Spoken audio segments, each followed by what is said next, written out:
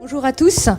Je vais illustrer un petit peu les propos de Kantar, parce qu'effectivement, on a eu la chance de travailler avec Kantar Media et les données TGI pour vous parler en fait de l'évolution de la consommation de la vidéo en ligne. Alors, la VOL, on en parle, la vidéo connaît une belle succès story depuis maintenant plusieurs années. C'est devenu maintenant un format qui s'est démocratisé, et puis c'est devenu un format, c'est une évidence. C'est une évidence pour les publishers qui produisent massivement du contenu et des contenus vraiment de très belle qualité. C'est devenu une évidence aussi pour les utilisateurs qui passent beaucoup de temps à regarder des vidéos. Et puis c'est devenu une évidence aussi pour les marques pour communiquer via ce format. Alors évidemment, pour offrir une expérience utilisateur qui soit positive, optimale, il y a un certain nombre de codes aussi à respecter et c'est très important et c'est ce qui fait que ce média et ce format, en tout cas, est un média à part entière. Alors, il faut se poser les bonnes questions. Il y en a beaucoup, je ne vais pas toutes les citer, mais il y a effectivement sur quel type de plateforme cette vidéo va être diffusée. On parlait d'intégration, qui est évidemment très importante. Quel type de format cette plateforme me propose? Quels sont les objectifs de ma campagne? La cible, etc. Je pourrais continuer. Mais en tout cas, c'est effectivement clé pour gagner la bataille de l'attention. Alors, on vous parlait tout à l'heure, la vidéo, c'est un format formidable. C'est effectivement, notre cerveau aime la vidéo. Et on part déjà d'une bonne base. Et puis surtout, lorsqu'on voit Scarlett Johansson. On se rend compte effectivement que les codes de la vidéo, en tout cas l'émotion qu'elle procure, elle est très proche des émotions de la vie quotidienne. Et c'est vrai que lorsqu'on regarde une vidéo, on ressent vite des émotions, de la tristesse, de la joie, de la peur. Donc il y a une connexion émotionnelle forte qui s'opère, et donc il y a un effet miroir, et on est sur de l'empathie. Évidemment, l'empathie, il y a un impact aussi sur la mémorisation. Lorsqu'on voit une vidéo de contenu ou publicitaire qui nous parle, il y a une émotion qui se dégage et on la retient. Donc ça, c'est un constat extrêmement positif. On parlait d'efficacité, donc non seulement elle procure des émotions, et en plus elle est efficace. 90% des consommateurs estiment qu'une vidéo aide à la prise de décision.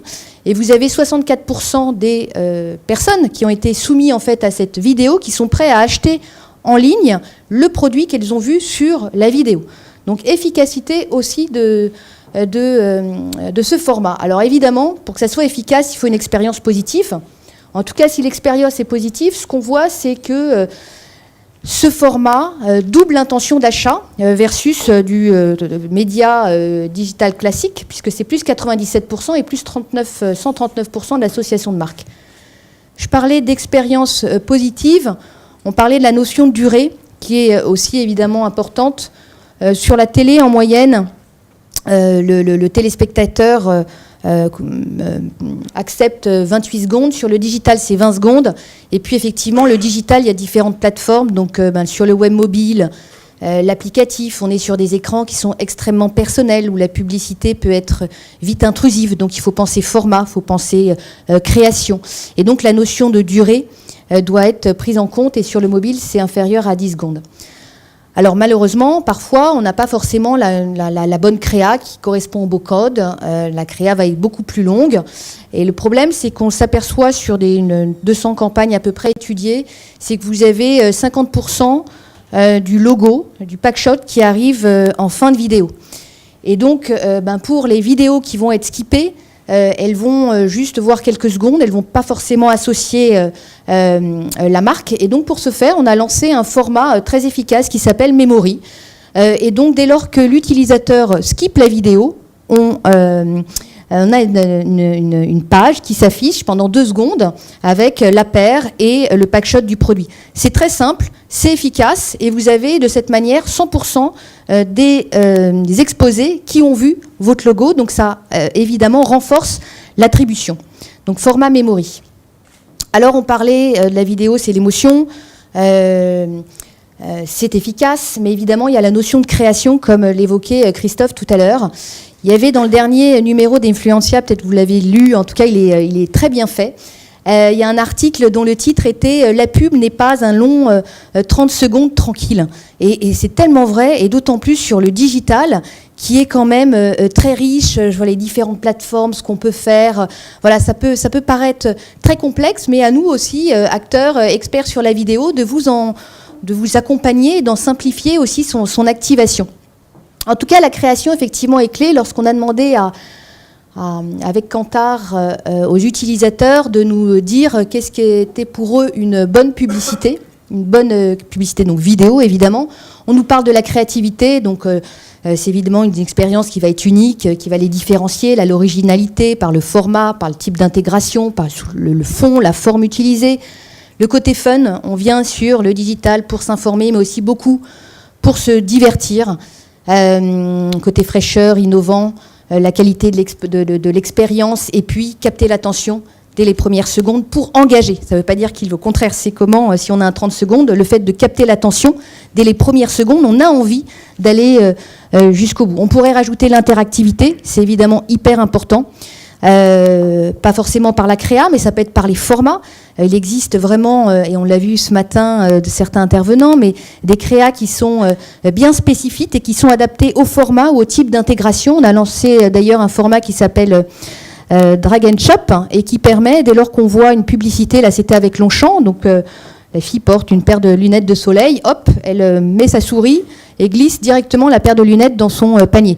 C'est très simple à mettre en place, c'est efficace, et puis ça raccourcit évidemment le tunnel de conversion.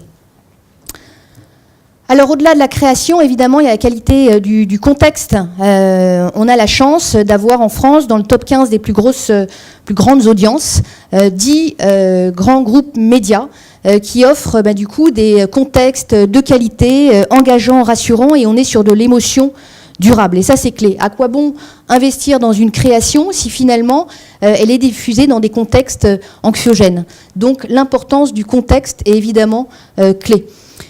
Et puis, pour rentrer aussi dans le vif du sujet, c'est la cible, comment l'adresser. On parle beaucoup de segments générationnels. Christophe vous l'a beaucoup expliqué. Génération X, Y. Et on aime nous parler de communauté émotionnelle.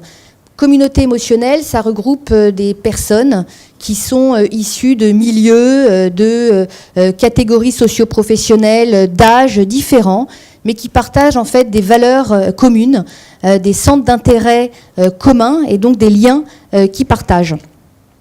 Et c'est ça qui est intéressant, parce que lorsqu'on aborde en fait la segmentation générationnelle, certes ça nous donne une tendance du comportement, mais on est vraiment dans la standardisation en fait du consommateur et dans l'unification des utilisateurs, pardon. Donc ça, c'est très important. Et cette étude a démontré que justement, on n'est pas dans l'unification du comportement, mais on est bien au-delà. On va aller activer des communautés qui ont des croyances communes. Alors, concrètement, comment on a construit ces segments émotionnels?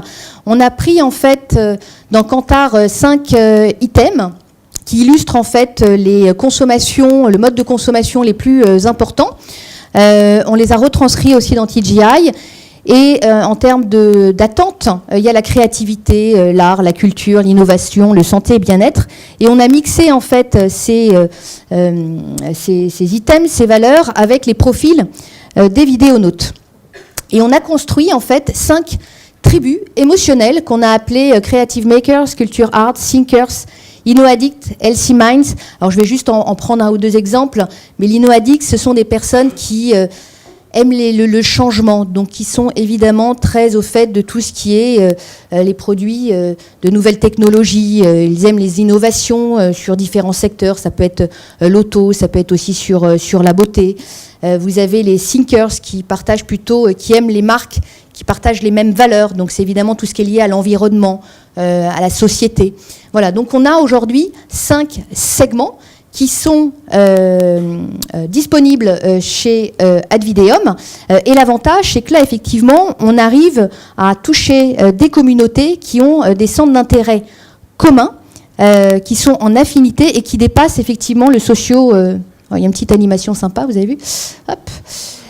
Et puis, on peut aussi rentrer par marque. C'était intéressant aussi de savoir, pour Burger King notamment, quel segment émotionnel ils pouvaient activer. Et donc, les Creative Makers, Culture Arts, InnoAddict aiment Burger King, mais aussi Fanta et Apple.